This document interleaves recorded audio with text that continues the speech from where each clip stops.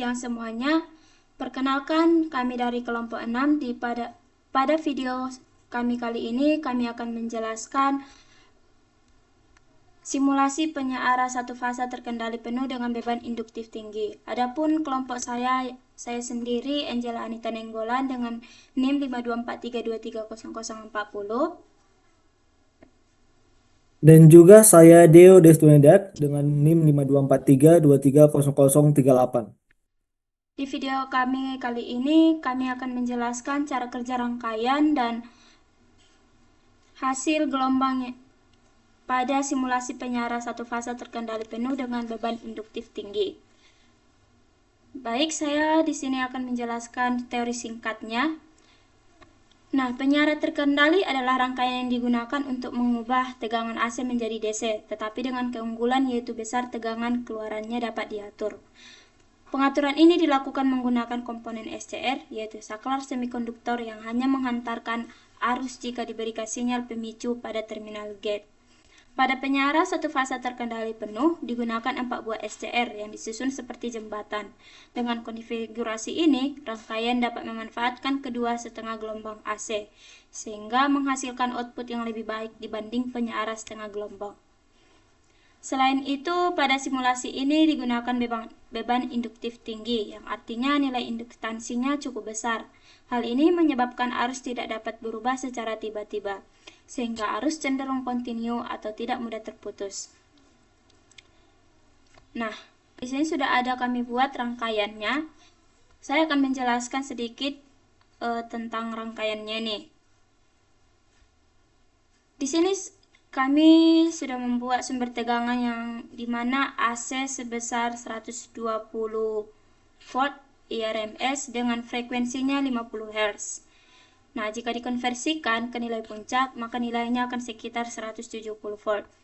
Nah, bagian utamanya itu ada di 4 buah SCR ini yang disusun dalam bentuk jembatan yang akan berfungsi sebagai penyiar gelombang penuh terkendali.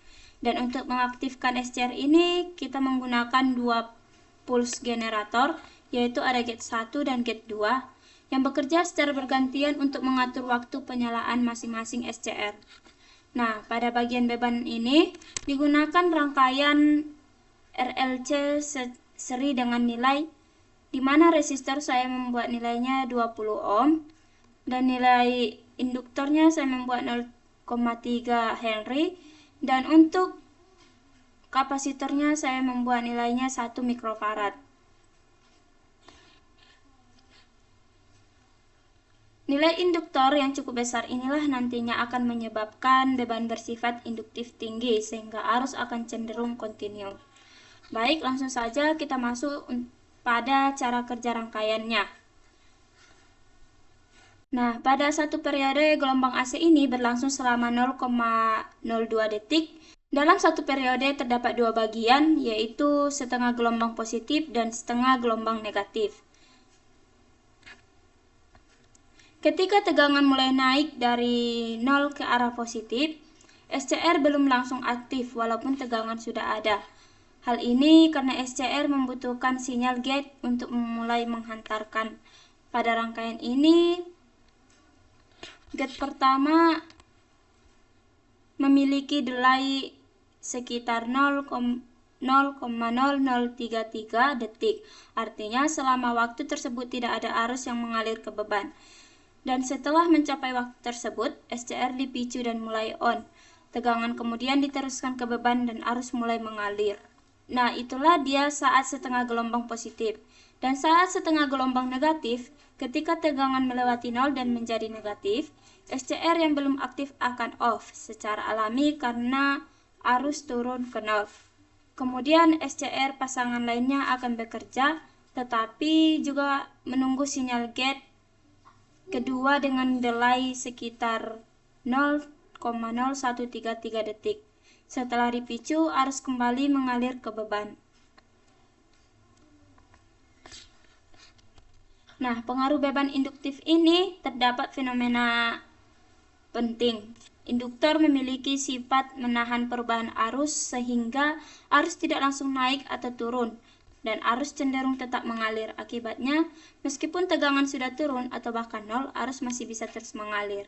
Hal ini disebut sebagai arus kontinu karena arus tidak mudah terputus. SCR bisa tetap menghantarkan lebih lama dari yang diperkirakan hanya dari tegangan saja. Pada sudut penyalaan, dari parameter delay yang digunakan, sudut penyalaan sekitar 60 derajat. Sudut ini menentukan kapan SCR mulai aktif. Apabila semakin besar sudut penyalaan, maka semakin lama SCR dalam kondisi off dan semakin kecil tegangan rata-rata outputnya, sehingga SCR digunakan untuk mengontrol daya yang diberikan ke beban. Baik, langsung saja kita runningkan.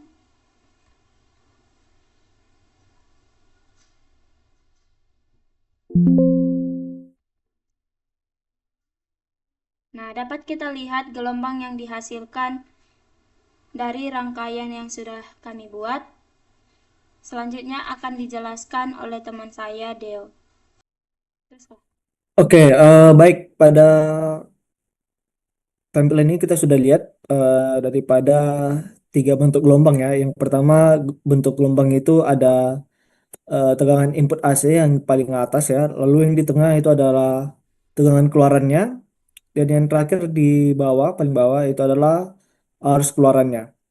Ya, jadi untuk gelombang pertama itu adalah eh, tegangan input dari sumber AC suatu fase. Itu kita lihat di sini kan bentuknya sinusoidal murni. Artinya itu tegangan berubah secara halus dari positif ke negatif secara periodik.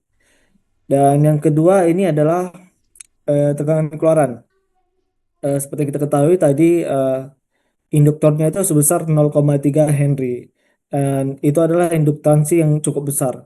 Jadi arus dalam rangkaian itu menjadi kontinu. Yang dimana artinya itu harus tetap mengalir walaupun tegangan sumber AC sedang melewati titik nol atau bahkan berubah polaritasnya. Nah, karena arus tidak pernah benar-benar nol, jadi SCR yang sudah mengantarkan tidak langsung berhenti konduksinya. Jadi akibat daripada hal itu, tegangan keluaran tidak langsung turun ke nol seperti pada beban resistif murni. Tetapi akan terlihat lebih tersambung antar setengah siklus. Lalu selain itu, induktansi juga menyebabkan gelombang tegangan keluarannya itu menjadi sedikit lebih halus atau tidak terlalu tajam perubahannya. Nah, pada beban resistif, tegangan keluaran akan benar-benar mengikuti bentuk potongan sinus yang jelas-jelas terputus sesuai sudut penyalaan. Jadi, tapi pada beban induktif besar, transisi tegangan terlihat lebih lunak karena adanya energi yang tersimpan di induktor, yang dimana ini masih mempertahankan aliran arus. Nah, hal inilah yang membuat bagian gelombang yang seharusnya nol bisa menjadi tidak sepenuhnya nol atau terjadi pergeseran konduksi. Lalu pada yang terakhir ya, itu adalah arus keluarannya, gelombang arus keluarannya. Jadi di sini beda dengan tegangan. Jadi arus itu terlihat lebih halus dan tidak turun ke nol secara tiba-tiba. Nah, hal ini disebabkan oleh adanya induktor yang besar, yang dimana ini menyimpan energi dalam bentuk medan magnet. Ketika tegangan mulai turun atau bahkan nol, induktor tetap mempertahankan aliran arus sehingga menjadi kontinu atau tidak terputus. Jadi di sini kita lihat arus naik perlahan saat SCR mengantarkan dan turun perlahan saat energi dilepaskan. Jadi sehingga bentuknya itu kalau kita lihat sini lebih lembut dibandingkan tegangan. Nah, ini adalah ciri khas dari rangkaian dengan beban induktif tinggi. Lalu kita dengar tadi penjelasan daripada saudari Angel ya tentang resistornya itu 20 ohm. Ya, tentunya resistor ini juga mempengaruhi tinggi rendahnya amplitudo arus dan sedikit mempengaruhi kemiringan gelombangnya. Jadi saat kita menggunakan resistor 20 ohm, ya arus dapat naik hingga nilai tertentu dan kemudian cenderung stabil karena ada keseimbangan antara energi yang masuk dan energi yang dibuang pada resistor. Ya, kalau kita lihat ini gelombangnya terlihat lebih naik jelas dan mencapai puncak yang lebih tinggi. Tetapi kalau kita gunakan resistor itu menjadi nol, itu gelombang arusnya itu terlihat lebih naik sedikit dan lebih landai. Nah, hal ini terjadi karena tidak ada lagi elemen yang membantu keseimbangan arus, sehingga induktor sepenuhnya mengontrol perubahan arus. Akibatnya itu arus meningkat sangat lambat atau nanti kebijakannya kecil dan dalam waktu simulasi yang singkat belum sempat mencapai nilai besar. Baik, jadi kesimpulan daripada em, simulasi ataupun video kami yang sudah kami praktekkan tadi, em, yang pertama itu SCR itu memungkinkan kita untuk mengontrol kapan arus mulai dan mengalir. Yang kedua, sudut penyalaan menentukan besar kecilnya tegangan output. Yang ketiga, beban daripada LC itu membuat arus menjadi lebih halus dibandingkan dengan tegangan. Dan yang terakhir, semakin besar sudut penyalaan, maka semakin kecil daya yang diberikan ke beban. Jadi, rangkaian yang kita buat ini itu sangat cocok digunakan untuk aplikasi pengaturan daya seperti dimmer atau kontrol motor. Jadi, sekian dari penjelasan kelompok kami mengenai simulasi ini. Apabila ada kesalahan kata maupun kekurangan daripada penjelasan kami minta maaf sebesar-besarnya. Dan untuk kedepannya kami akan memperbaiki agar menjadi lebih baik. Terima kasih. Sekian dan terima kasih.